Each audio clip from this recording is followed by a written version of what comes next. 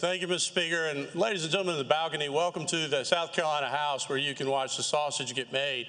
And to our friends who are joining us on SCE TV, what you are seeing here today is, unfortunately, the devolution of politics in 2023. Because instead of having thoughtful, serious discussion about how we can limit some of these pernicious practices in South Carolina, what we are doing with Mr. May's amendment, which, as you'll note, he ran away from the questions for, like the real warrior that he wants you to believe that this state has a lack of.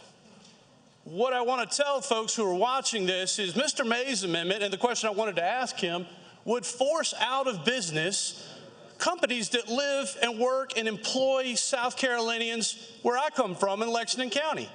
So companies that have these DEI statements and preferences, I don't necessarily, as a personal matter, agree with those practices.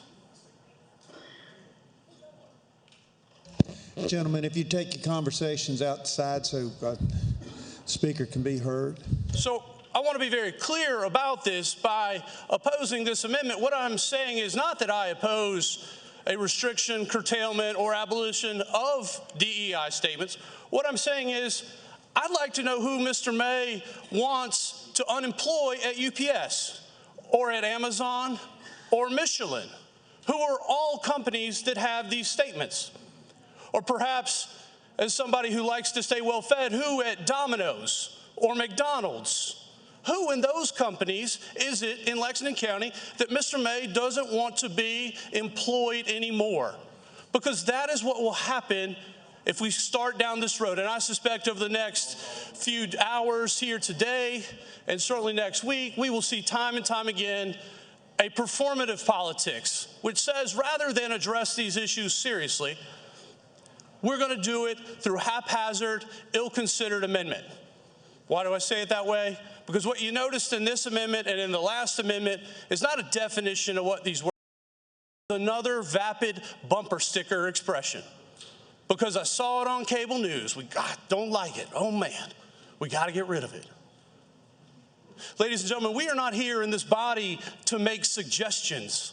We make laws, and it's hard.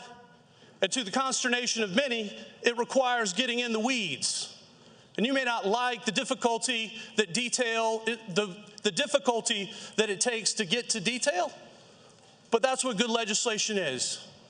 So I implore you, reject this brand of toxic, cancerous politics, and let's focus on the business of South Carolina, because we are saying to the world, we are open for business.